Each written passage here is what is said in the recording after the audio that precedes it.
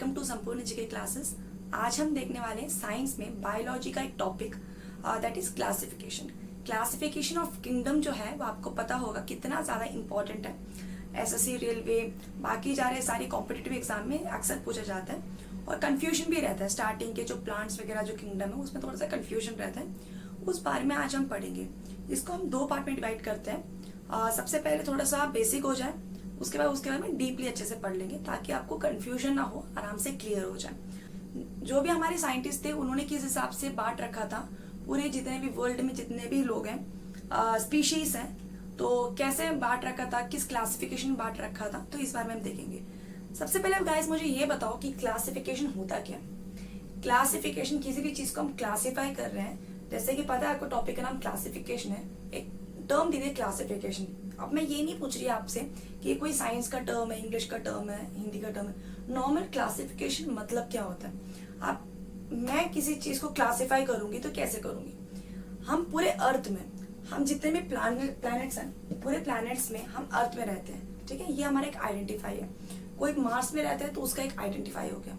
अब अर्थ में रहने के बाद भी हम अर्थ में कौन से लोकेशन में रहते हैं, एशिया कॉन्टिनेंट पे रहते हैं, है ना। ओके, थोड़ा सा और अंदर घुसकर, अब और अंदर घुसने के बाद एशिया में इतने सारे कंट्रीज हैं। एशिया में कौन से कंट्री में हम रहते हैं, हम रहते हैं इंडिया में।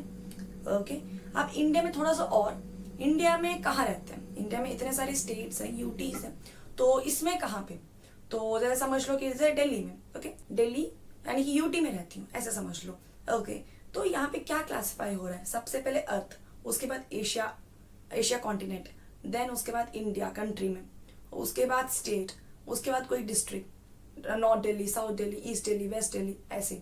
उसके बाद देन उसके एरिया, लोकेशन, है ना। उसके बाद फैमिली और कास्ट, मतलब पूरा क्लासिफाई कर दिया प्रॉपर तरीके से, मुझे एक ग्रुप में डाल दिया, ग्रुप से क्लासिफाई किया। इसी चीज को बोलते हैं क्लासिफिकेशन। और यहाँ पे हम क्या पढ़ेंगे, ये तो एक पर्टिकुलर ह्यूमन बीइंग के बारे में देखा। ये पर्टिकुलर ह्यूमन बीइंग जो है कहाँ पे रहता है एग्जैक्टली। हम स्टार्टिंग से बड़े से लेते लेते छोटे में चले गए और जब तक नीचे चलते रहेंगे और ज्यादा क्लैरिफाई होते रहेंगे। जैसे देखो, मैं बोलूँ एशिया कंट्री में रहती हूँ, तो एशिया कॉन्टिनेंट में रहती हूँ, तो एशिया कॉन्टिनेंट में रहती हूँ। यहाँ पे तो बहुत ज्यादा वास्ट हो गया, राइट। अब थोड़ा सा और डेवलप करने के लिए और थोड़ा सा सोचने के लिए ग्रुप में हम बोल दिए इंडिया, तो और थोड़ा छोटा हो गया, तो छोटा छोटा होता चला जाएगा। तो इसी चीज को कहते हैं क्लासिफिकेशन। क्लियर। तो अब यहाँ पे थोड़ा सा बायोलॉजी के टर्म में हम देखते हैं। बायोलॉजी के टर्म में क्या है, बायोलॉजी के टर्म में इतने सारे स्पीशीज हैं, हमें पता है इतने लाखों करोड़ों स्पीशीज हैं। अब किसी ना किसी ग्रुप में हमें डालना पड़ेगा। ये इस प्रकार के हैं, इनके पैर हैं तो इनको एक ग्रुप में कर देते हैं। अच्छा, इनके गिल्स हैं तो इनको एक ग्रुप में कर देते हैं। ओके, ये पानी में भी रह सकते हैं और बाहर भी रह सकते हैं, तो इनको एक और ग्रुप में कर देते हैं। मतलब इस टाइप से कुछ ना कुछ सिमिलैरिटीज वगैरह देख के एक ही ग्रुप में कर देते हैं, उसको क्लासिफिकेशन हम कहते हैं। तो इस बारे में किसने पता, अब आपको समझ में आ गया होगा क्लासिफिकेशन एग्जैक्टली होता क्या है। तो अब हम देखते हैं व्हाट इज क्लासिफिकेशन। ये क्लासिफिकेशन यहाँ पे बायोलॉजी के टर्म पे क्या क्या बोला जाता है और हमने सबसे पहले कब क्लासिफिकेशन किया। ये 5 टाइप का क्लासिफिकेशन जो बोलते हैं, क्या स्टार्टिंग से ही 5 था या स्टार्टिंग में 2, 3, 4 ऐसे करके पढ़ा था। सारी चीजें देखते हैं और एग्जाम पॉइंट ऑफ व्यू जो पूछेंगे वो भी मैं आपको बताती हुई चलूंगी साथ साथ, ठीक है। चलो अब हम देखते हैं। सबसे पहले यहाँ पे नाम आते हैं किसी का, किनका, कार्ल लिनिस का। कार्ल लिनिस का नाम यहाँ पे आता है। ये कौन थे एक्चुअली, सबसे पहले ध्यान रखना, हमारा 5 किंगडम नहीं, सबसे पहले हम 2 से स्टार्ट करेंगे। ओके, काफी लोग सोचते हैं कि 5 इंपॉर्टेंट है, लेकिन हमें बेसिक से चलना है। यहाँ पे एग्जाम में किस हिसाब से क्वेश्चन आ सकता है, जैसे आपको पता है कहीं से भी क्वेश्चन उठ के आ जाता है, लेकिन सब्जेक्ट वही रहता है, क्लासिफिकेशन रहता है, लेकिन कहीं से भी छोटा सा क्वेश्चन उठ के आ जाता है। और वो इजी हो या टफ हो, अगर आता है तो आता है, नहीं आता तो नहीं आता, ऐसा हो जाता है, राइट। तो हमें कोई भी चीज यहाँ पे छोड़ना नहीं है। अगर 2 मिनट एक्स्ट्रा लग रहा है पढ़ने में तो उसको पढ़ते हुए चलना है। तो अब यहाँ पे कार्ल लिनिस कौन है, यहाँ पे क्या था, कार्ल लिनिस ने 2 किंगडम में बांटा था।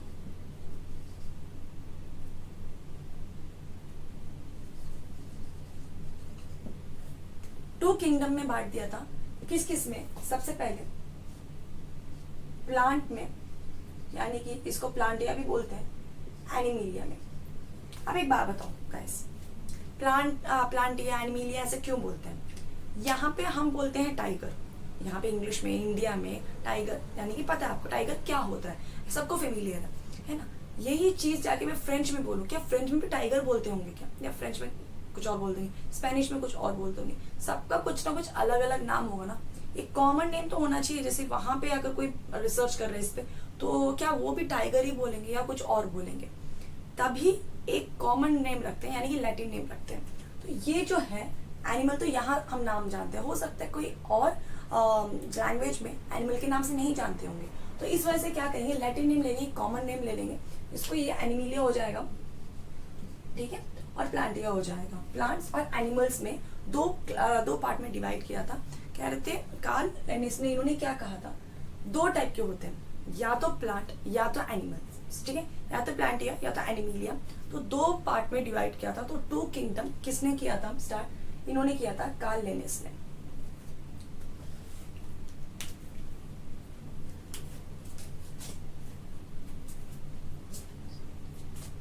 और कब किया था, 1758, राइट। एनसीईआरटी के हिसाब से मैं डेट बता रही हूँ, एनसीईआरटी बुक में जो है 9th क्लास के बुक में, उस हिसाब से मैं डेट बता रही हूँ। और इसी वजह से इन्होंने फर्स्ट टाइम क्लासिफिकेशन किया था, तो इसीलिए इनको बोला जाता है father of classification. Father of classification नाम किसको दिया जाता है, कार्ल लिन्नेस को दिया जाता है। इस बात को यहां तक ध्यान रखना, क्लियर, ओके। अब देखो, जैसे मैंने बोला था आपको कि सबसे पहले हम ये देखेंगे कौन से प्लैनेट में रहते हैं, अर्थ में रहते हैं। थोड़ा सा मतलब माइंड खोलने के लिए ये चीज मैंने बताया, अर्थ में, फिर एशिया, इंडिया, दिल्ली, है ना, तो नॉर्थ दिल्ली, साउथ दिल्ली, ये सब मैंने जो बताया था आपको। तो यहाँ पे थोड़ा थोड़ा करके नीचे चलो। सबसे पहले किंगडम है ना, किंगडम कौन सा किंगडम है, उसके बाद phylum, classes, order, family, genus, species, clear. फिर से मैं बता रही हूँ, याद रखना, क्योंकि ये बहुत ज्यादा इंपॉर्टेंट है। कैसे इंपॉर्टेंट है, हो सकता है आप ये जो ऑर्डर है, ऑर्डर पूछ रहे हैं आपसे, या सिंपली पूछ सकते हैं फाइलम के बाद कौन सा आ सकता है, और वैसे ही ये पता होना चाहिए। इस हिसाब से बहुत ज्यादा इंपॉर्टेंट है, ज्यादा टफ नहीं है। किंगडम, किंग है इसलिए किंगडम से स्टार्ट हो रहा है, फिर फाइलम, ओके, फिर classes, order, family, genus, species, clear. Kingdom, phylum, classes, order, family, genus, species, ये बात याद रखना अच्छे से। ये ऑर्डर वाइज याद रखना बहुत ज्यादा इंपॉर्टेंट है यहाँ पे, ओके। तो यहाँ पे ये चीज हो गया। तो ये चीज इन्होंने बताया था कि ये जो ऑर्डर है ये फॉलो करना बहुत जरूरी है। एक और चीज यहाँ पे पूछेंगे, जो लैटिन नेम देते हैं, जैसे अभी हमारा जो ह्यूमन का नाम क्या है, ह्यूमन को ह्यूमन ही बोलते हैं क्या, ह्यूमन का लैटिन नाम क्या है, जैसे सबको पता है हमारा लैटिन नाम क्या है, होमो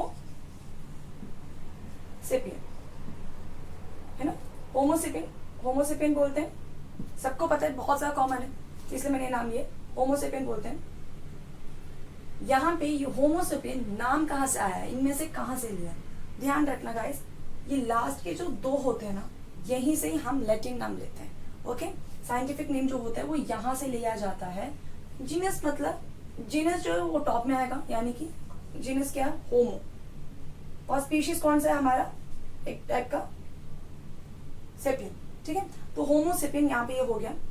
ये जो दो है इसी से हम लैटिन नेम रखते हैं, और टाइगर का, मैग्निफेरा, है ना, सारी चीजें, तो वो मैंगो का, तो सारी चीजें जो है यहाँ से लिया जाता है, याद रखें। जो भी लैटिन नेम है ये पूछे कहाँ से लिया जाता है, लैटिन नेम हम यहाँ से लेते हैं। और होमो कौन सा है, जीनस है, और सेपियन है, स्पीशीज है, क्लियर। तो यहाँ तक आपको क्लियर हो गया होगा सब कुछ। और ये भी थोड़ा सा है कि होमो का एच कैपिटल होना चाहिए, और नेक्स्ट जो स्पीशीज है वो एच जो है स्मॉल लेटर में होना चाहिए, और ये दोनों अलग अलग वर्ड में होने चाहिए।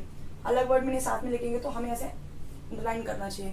ये छोटी छोटी बातें, ये तो एग्जाम में इतना पूछेंगे नहीं, लेकिन बस आपको ध्यान रखना। तो यहाँ तक आपको क्लियर हो गया। तो ये चीज मैंने आपको ऑर्डर वाइज बता दिया। ऑर्डर वाइज आपको बहुत अच्छे से याद रखना है, इंक्रीजिंग वाइज, डिक्रीजिंग वाइज, तो कैसे भी करके पूछ सकते हैं, बस ऑर्डर वाइज याद रखना। डेट कहीं कहीं पे 68 भी टिकता है, लेकिन मैंने जैसे बता दिया आपको एनसीईआरटी बुक के हिसाब से, जो 9th क्लास में एनसीईआरटी बुक है, तो उस हिसाब से फॉलो किया। और जनरली एसएससी जो है एनसीईआरटी को ही फॉलो करती है, ओके। चलो, ये तो हमने पढ़ लिया स्टार्टिंग फादर ऑफ क्लासिफिकेशन। इनके अलावा कुछ इंपॉर्टेंट और भी लोग हैं, वो देख लेते हैं। उसके बाद हम 5 किंगडम देखेंगे। 5 किंगडम तो हमें देखना ही है, ठीक है। 5 किंगडम का एक्चुअली हम अलग से एक टॉपिक करेंगे, लेकिन उससे पहले ये जो 3 है, 2 है, ये सब थोड़ा सा हम देख लेते हैं। स्टार्टिंग 2 से हुआ था, 2 टाइप के, एक है प्लांट, एक है हमारा एनिमल, दैट्स इट। अब हमारे आते हैं अर्नेस्ट। अर्नेस्ट नाम के एक पर्सन थे, उन्होंने कहा था, क्या कहा था, 3 टाइप ऑफ किंगडम होते हैं, 3 किंगडम क्लासिफिकेशन। किसने नाम दिया था? अर्नेस्ट हैकेल ने। अर्नेस्ट हैकेल ने क्या बोला था? 3 टाइप ऑफ क्लासिफिकेशन होता है, 3 किंगडम क्लासिफिकेशन यहाँ पे होता है। 3 टाइप में बांटा था, सेम प्लांट, दूसरा है एनिमिलिया, तीसरा इन्होंने क्या बोला था? तीसरा इन्होंने बोला था प्रोटेस्टिया। ठीक है, प्रोटेस्टा इन्होंने बोला था 3, PPA ऐसे याद रख सकते हो। यहाँ पे इन्होंने, अर्नेस्ट ने क्या बोला? प्लांट, एनिमल, ये तो है, लेकिन इन्होंने अलग से एक और कैटेगरी रखा था, क्या? प्रोटेस्टा। ठीक है, लेकिन इन्होंने कार्ल लिनेस ने क्या रखा? 2 ही रखा था, कौन कौन सा? प्लांट्स और एनिमल्स। क्लियर। और अर्नेस्ट ने प्लांट, एनिमल एंड प्रोटेस्टा, ये 3 टाइप का क्लासिफिकेशन है। इसी के साथ आपको एक और चीज क्लियर यहाँ पे यहीं पे कर देती हूँ, कार्ल कंफ्यूज मत हो जाना, ये कार्ल लिनेस है, ये कार्ल वोर्स है। ये कार्ल वोर्स जो थे, क्या इन्होंने क्या किया था? हमेशा एक चीज आ जाता है, 3 किंगडम किसने नाम दिया था? तो इन्होंने दिया था वो नाम, इन्होंने क्लासिफाई किया था। फिर इन्होंने क्या किया था? इन्होंने बताया था 3 डोमेन क्लासिफिकेशन। ठीक है ना, इन्होंने देखो डोमेन पूछे तो इनका नाम लेना है, अगर किंगडम पूछे 3 तो आपको अर्नेस्ट का नाम देना है। क्लियर हो गया आपको? तो ये चीज आपको अच्छे से क्लियर रखना, कंफ्यूज मत हो जाना। एग्जाम में ऐसे कंफ्यूज करने वाले आ सकते हैं जो कि बहुत सिंपल है, लेकिन बस छोटी सी बात को लेकर हम कंफ्यूज हो जाते हैं। किंगडम पूछेंगे 3 तो यहाँ पे अर्नेस्ट का नाम आ जाएगा, अगर डोमेन पूछेंगे 3 तो यहाँ पे आ जाएगा कार्ल, और अगर फादर ऑफ क्लासिफिकेशन पूछेंगे तो कार्ल लिनेस आ जाएगा। क्लियर। और उन्होंने 2 फाइंड किया था, सॉरी 2 में क्लासिफाई किया था, प्लांट में और एनिमल में। ओके, और ये एक हायरार्की हमारी चल रही है प्रॉपर, ऊपर से नीचे तक, kingdom, phylum, classes, order, family, genus, species. और हमारे जो लैटिन नेम है वो कहाँ से लिया जाता है? जीनस और स्पीशीज से। और हमारा कौन सा? होमोसेपियन। होम मतलब यहाँ पे जीनस हो गया, सेपियन मतलब स्पीशीज हो गया। Okay, clear. अब आते हैं मेन बात पे, रॉबर्ट व्हिटेकर पे। ठीक है, यही मेन है बिल्कुल, क्योंकि यही से एग्जाम में अगर घुस के पूछेंगे तो इसमें से पूछेंगे। अभी तक जो भी पूछेंगे नॉर्मली वो पूछ लेंगे किसने नाम दिया था, है ना? 2 किंगडम किसने नाम दिया, 2 किंगडम क्लासिफिकेशन किसने क्लासिफाई किया था, 3 किंगडम किसने क्लासिफाई किया, 3 डोमेन क्लासिफिकेशन किसने किया, बस यही सब पूछेंगे। और इन्होंने डोमेन में क्या लिया था? इन्होंने बैक्टीरिया को स्प्लिट करके लिया था। ठीक है ना, ध्यान रखना। कार्ल रोस ने क्या किया था? बैक्टीरिया को स्प्लिट करके डोमेन में लिया था। ओके, रॉबर्ट व्हिटेकर ने क्या किया यहाँ पे? इन्होंने किया 5 किंगडम क्लासिफिकेशन, यहाँ से स्टार्ट किया था।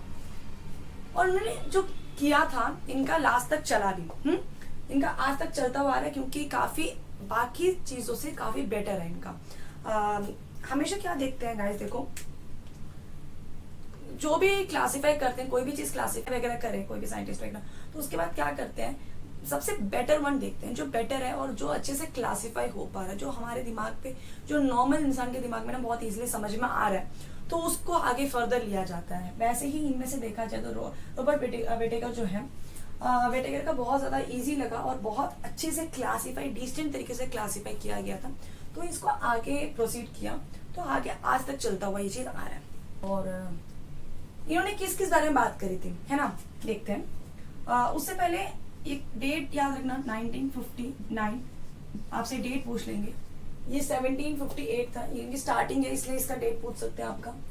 और इन सबका डेट नहीं पूछेंगे, क्योंकि एक लास्ट का पूछते हैं जो बहुत ज्यादा इंपॉर्टेंट क्लासिफाई किया जाता है, एक सबसे फर्स्ट का पूछते हैं, फादर ऑफ क्लासिफिकेशन, इसलिए कार्ल लिनेस का पूछ सकते हैं, और एक व्हिटेकर का पूछ सकते हैं, क्योंकि इन्होंने 5 किंगडम बताया था। ओके, और फिर से आगे मैं बोलूंगी, ये एनसीईआरटी बुक में 1959 है, लेकिन आप बाकी बुक में देखोगे, कोई भी और भी बहुत सारे बेटर बुक्स हैं, उसमें 1969 लिखा हुआ है। ओके, तो यहाँ पे क्या है, एनसीईआरटी को फॉलो करते हैं जो एसएससी रेलवेज जो है, तो इस वजह से यहाँ पे 1859 ही मैंने लिया है। आप वहाँ पे चेक भी कर सकते हैं, 9th क्लास का चैप्टर में, राइट।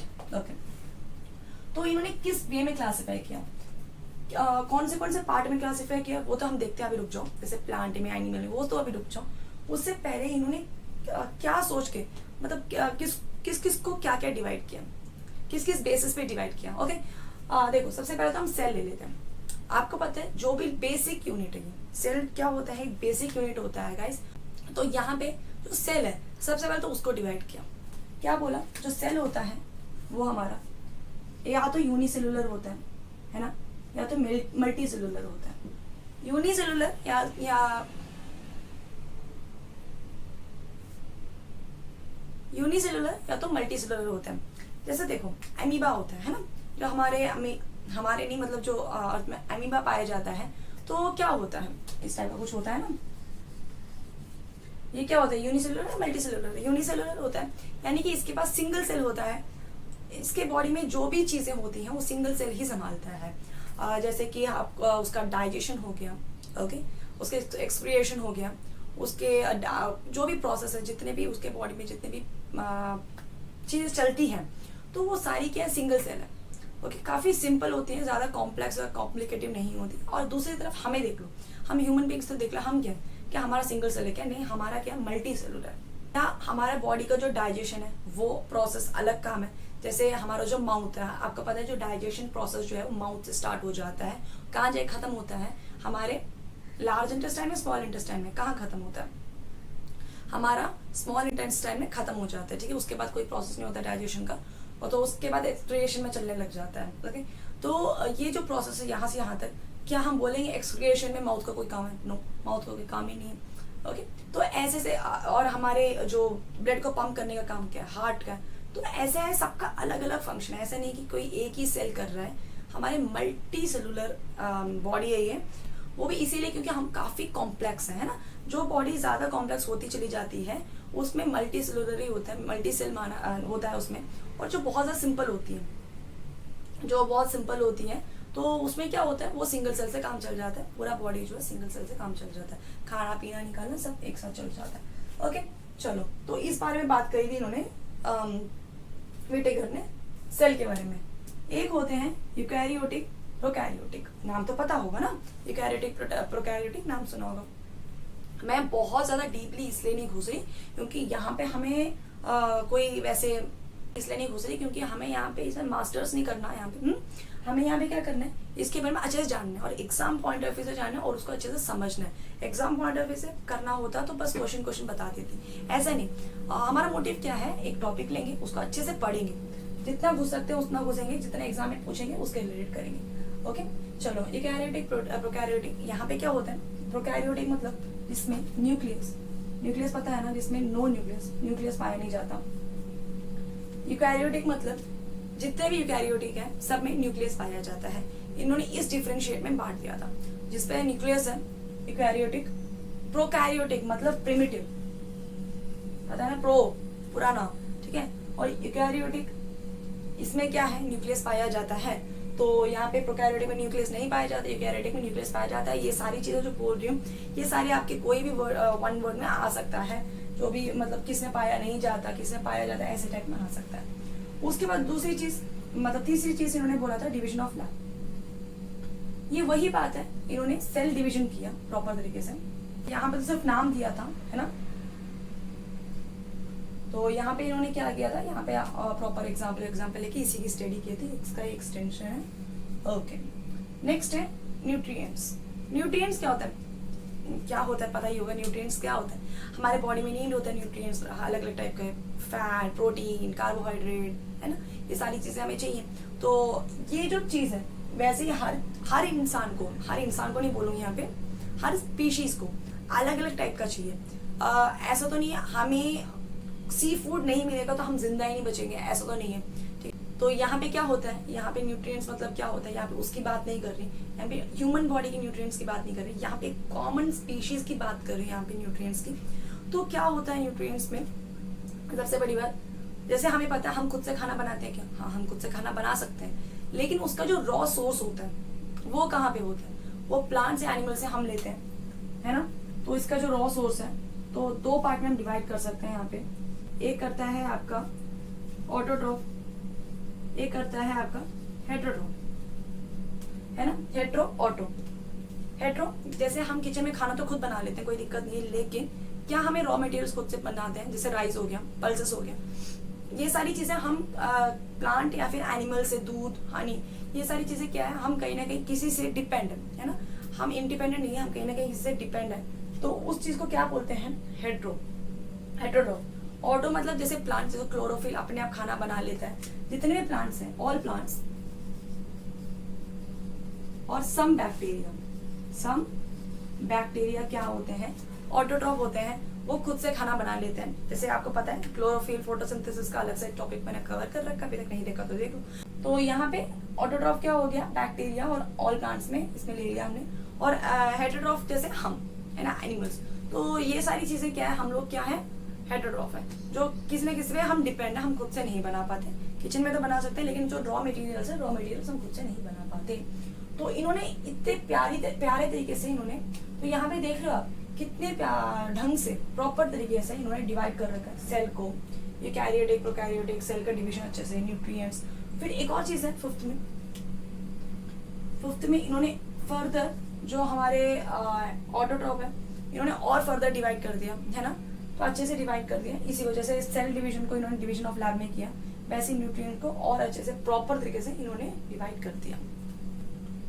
तो यहाँ तक आपको क्लियर हो गया होगा। ओके, तो अब आगे देखो क्या होता है। जैसे मैंने बताया था आपको, कार्ल लिनेस ने किया गया, दो पार्ट में डिवाइड किया था, दो क्लासिफिकेशन किया, प्लांट्स और एनिमल्स में, है ना, और अर्नस्ट ने यहाँ पे प्रोटिस्टा, एनिमल और प्लांट्स में, क्लियर। और कार्ल वोल्स ने क्या किया, 3 डोमेन यानी कि बैक्टीरिया में ही उन्होंने डिवाइड कर दिया। ओके, उसके बाद रॉबर्ट बेटेकर ने क्या किया, यहाँ पे 5 किंगडम जो कि आज तक चलता हुआ आ रहा है, तो उसमें भी हमें यह जानना बहुत जरूरी था इन्होंने किस किस बेसिस पे किया। एक होता है क्लासिफिकेशन करना, लेकिन उसे किस बेसिस पे किया, तो यहाँ पे हमने देख लिया सेल और यूकैरियोटिक, प्रोकैरियोटिक, न्यूट्रिएंट्स, इन सब के बेस पे इन्होंने किया था। अब वो जो 5 किंगडम है, वो कौन सा किंगडम है, ये जरा सा हम देख लेते हैं। सबसे पहले है मोनेरा, प्रोटिस्टा, फंजाई, प्लांट्स और एनिमल्स। प्लांटियर एनिमिलिया हो गया यहाँ पे। तो 5 कौन कौन सा है यहाँ पे, मोनेरा, प्रोटिस्टा, फंजाई, प्लांट्स और एनिमल्स का। ये किस बेसिस पे किया, ये भी मैं थोड़ा सा बता देती हूँ। जैसे यहाँ पे एक हेरार्की चला ना, यहाँ पे जैसे एक हेरार्की चलता हुआ आ रहा है, सबसे बड़ा किंगडम, उसके बाद उसके अंदर आता है फाइलम, उसके अंदर ही आता है क्लासिफिकेशन, और फिर ऑर्डर। जैसे यहाँ पे ऐसे समझ लो, यहाँ पे ऐसा ग्रुप है, इस ग्रुप में से इसको मान लिया किंगडम। अब एक किंगडम, ये जो चंक है ना, इसी के अंदर में से निकालेंगे फाइलम, ठीक है, फिर उसी के अंदर में से क्लास, फिर ऑर्डर, फिर फैमिली, ऐसी चीजें निकालते हुए चलेंगे। सेम वैसे ही इन्होंने यहाँ पे क्या किया, क्लासिफिकेशन में मोनेरा सबसे बेसिक होता है ना। जैसे सेल डिवीजन, जैसे मैंने बताया था आपको, मैंने आपको बताया था, ये एडवांस में चला जाता है, धीरे धीरे एडवांस में चला जाता है, यानी कि बेसिक से लेके कॉम्प्लेक्स तक पहुंचता है। जो छोटे बैक्टीरिया से हुआ है, वहां से लेके हमारे एनिमल तक पहुंचता है। आपको पता है हम एनिमल्स में आते हैं, और हमारा बॉडी जो है काफी ज्यादा कॉम्प्लेक्स है ना, कॉम्प्लिकेटेड है। तो इस टाइप से चलता है ये। उसमें मोनेरा जो होता है बहुत ज्यादा बेसिक में ले लिया, फिर प्रोटिस्टा, फिर फंजाई, फिर प्लांट्स, फिर एनिमल्स में हम ह्यूमन आ जाते हैं, राइट। तो इस पार्ट्स में इन्होंने डिवाइड किया। तो यहाँ पे क्या किया इन्होंने, 5 जो क्लासिफिकेशन यहाँ पे किया। आप बोलोगे मैम इसके बारे में तो आपने अभी यहाँ पे कराया नहीं, ये हमारा पार्ट 1 था, राइट, ये हमारा पार्ट 1 था 5 क्लासिफिकेशन का, क्योंकि ये हमारा बहुत सारा बेसिक है। जैसे आज हमने जो अभी किया, तो आप खुद समझ रहे होगे इसमें से क्वेश्चन उठ के आ सकते हैं, है ना, इसमें से क्वेश्चन उठ के आ सकता है। तो ये पढ़ाना बहुत ज्यादा इंपॉर्टेंट था। उसके बाद अगर सीधा उठ के मैं ये पढ़ाती तो ये कोई फ्रूटफुल नहीं होता, ये वही रटने वाली बात होती, समझ में नहीं आता इतने अच्छे से, जो फर्स्ट टाइम कर रहे हैं। लेकिन यहाँ से हमने स्टार्ट किया, तो अब आपको अच्छे से क्लियर हो गया होगा हम यहाँ पे क्लासिफिकेशन करते क्यों हैं।